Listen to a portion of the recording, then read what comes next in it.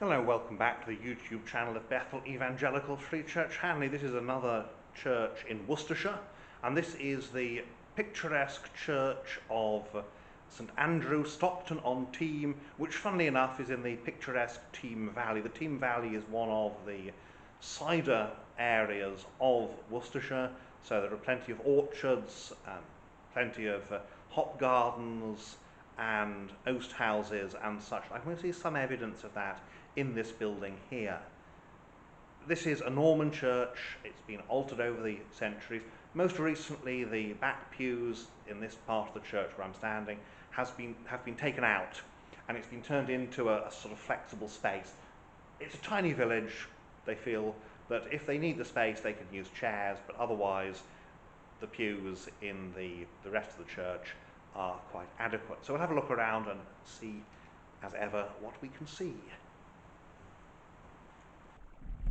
So as usual, we start here at the west end, and as I say, there used to be pews here, but they've been taken out, and it's just now a largely empty space.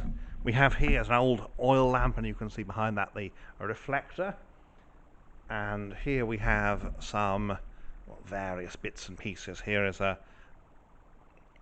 letter from Queen Mary's Needlework Guild, and it's to Miss Athill of Stockton. You can see she got a medal with bars for 1914, 15, 16, 17 and 18, and some pictures of the church.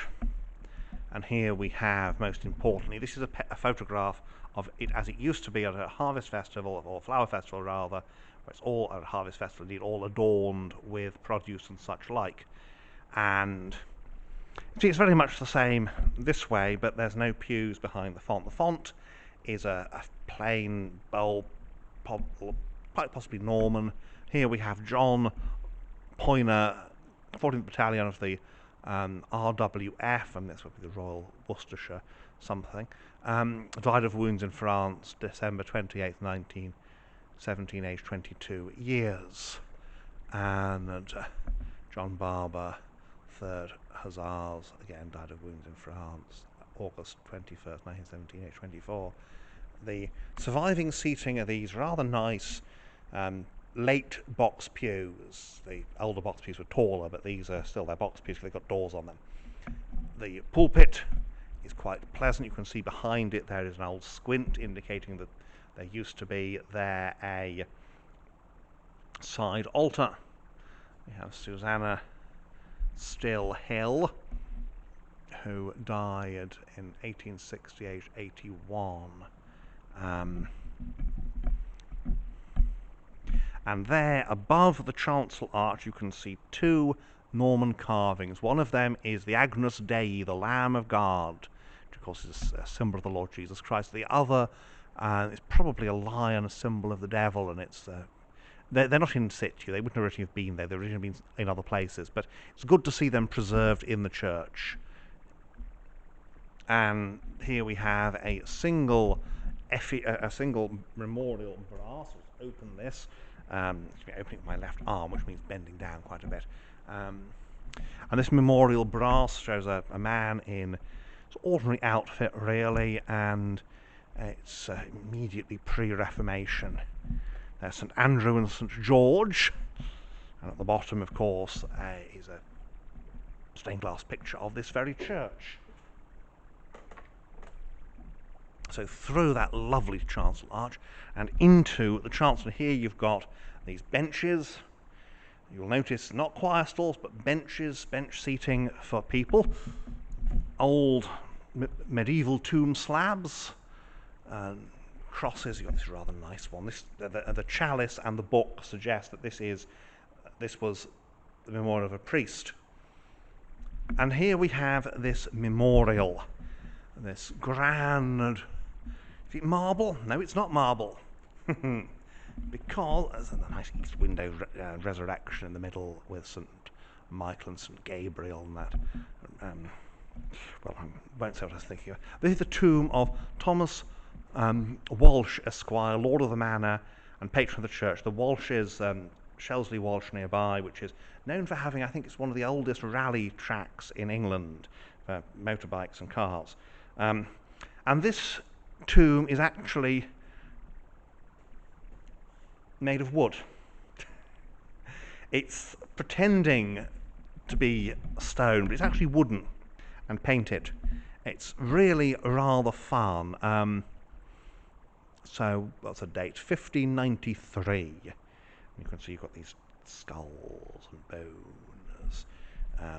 Armorial bearings, of course, because he's Lord of the Manor, he's someone important, and his armorial bearings are important. Over here here is a little Norman piscina, rather good, and here is the list of rectors. One thing that was interesting with these is to look and see, was there a change about 1662? There was. Richard Castle comes in 1663, but then that doesn't necessarily mean there was an ejection here. It may simply be that Thomas Roberts, who after all had come in 1636, it may have died or moved on elsewhere. And you can see there's the squint. The setup as it is now would allow for smaller services to be held here in the chancel. You can see there, looking west, of course there's that whole setup with the curtains, which allows that end to be curtained off, which means that you don't need to heat it if you don't want to. Nice communion rails, they're what, 17th, maybe 18th century, but very good. Priest's doorway, they're always very, very narrow. The medieval priests had to be skinny. And there, that's the matrix where they've taken the brass out of in the floor, and rightly so, because obviously the older they get, the more fragile they are when people tread on them. And the west window, rather, we have St Wulstan. St Wulstan is the only Anglo-Saxon bishop who survives the Norman conquest. And you can see him there, he's got his pastoral staff, and there he's holding a model of a church. Now, St Wulstan was he was Anglo-Saxon bishop, and when the Normans come in, they say, we're going to replace the Anglo-Saxon bishops. And Wulstan takes his staff and drives it into the stone floor of Worcester Cathedral, and says, in effect, whoever pulls this staff from the stone shall be Bishop of Worcester. And of course, he's the only one who is able to pull the staff out of the stone, so he remains Bishop of Worcester. I always think it might have been a good idea to just keep that as the way of appointing the Bishop of Worcester, that the departing bishop drives his staff into the floor, and whoever can pull it out becomes the bishop. But apparently that was not what they decided to do. Next is St Oswald. No, not that St Oswald. This is a different St Oswald. This is St Oswald, Bishop of Worcester, about 960, who then goes on to be Archbishop of York in about 972. So this is not obviously St Oswald the King. This is the lesser known St Oswald of York. And so two bishops of Worcester. Yeah, Wulstan, very notable for his driving his pastoral staff into the floor of the cathedral and challenging whoever can pull this out of the stone will be Bishop of Worcester. Not quite King Arthur, but getting on that way. So up here we have the bier. This is a folding type, and rather good, obviously not used anymore because they generally aren't. So that is the inside here at St Andrew's, Stockton-on-Teme. And so here we are in the porch at Stockton. Now we're in the porch for a couple of reasons. One of them, of course, is behind my head, and this is this Norman doorway, rather, carved doorway, and you can see there's no timpani in that actually. You've then got the wood of the porch, which is, I think, maybe older than 7th century. Certainly it's an old porch. The other thing here, just have a look down here, is that there are hops displayed here in the porch. So there we have them, hops. Because hops are an essential part of brewing. They help to give, among other things, they help to give the cider or beer its flavour. And they're grown therefore in great quantities in cider areas. They're also grown, particularly in Kent and other parts of the country where they have breweries. And this is effectively the first fruits here in the porch, and they will be strung up over the porch when they're dry, and they make a very nice garland for those who are entering the church.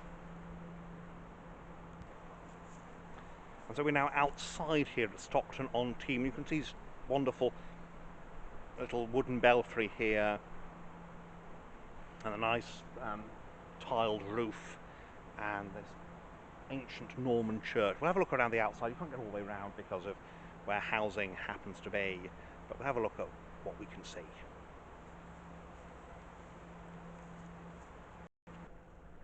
So here we are outside. You can see immediately that rather lovely ramshackle porch. There is now a Friends of group who care for it. You'll notice that the chancel is whitewashed. This is to hide the fact that the walls were rebuilt in brick. And it's a perfectly valid thing to do, to hide the brick walls. There's that lovely porch, and you see a nice simple rubble stone really. And again, this would have been, just as that is now whitewashed to hide the material, so the Normans would have plastered it and then painted it white so that it looked from a distance as though it were made of white stone and not the local rubble. You can see here, essentially what you've got on the other side is there's the old parsonage. You can just see through there, and it's there, and their garden is partly abuts the church, because of course when it was the parsonage, then that's what you did. The closer they lived to the church, the better. And it's a nice old parsonage there. You can see here this nice weatherboarded section at the end here. It's not quite one of the wooden towers of Worcestershire, but it's approaching that. Worcestershire has it. I think it's only about 4 or 5 wooden towers. So we're just from back here we can probably see a bit of the north side. But they're doing restoration work on the building, and quite right too. It needs it. It certainly did last time I visited, but that was back in 2019, and it's good to see that the Teme Valley churches are getting a bit more TLC at the moment than they were before. So that is outside here at Stockton-on-Teme.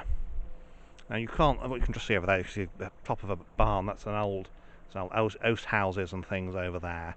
Oast houses are used to dry the hops, and it's all to do with cider making. Major local industry then, and it's still a big industry around here now, although much less so than it used to be. The Teme Valley is home to many interesting churches because, of course, river valleys back in the day, they made for good transport links, and also because they're quite low-lying, you've got good arable land either side of the river. They were great places for people to settle, and so very often we find old churches are in river valleys, particularly in more up and down areas like this. So that's Stockton-on-Teme, St Andrews. Well, thank you for watching, and may God bless you and keep you until next time.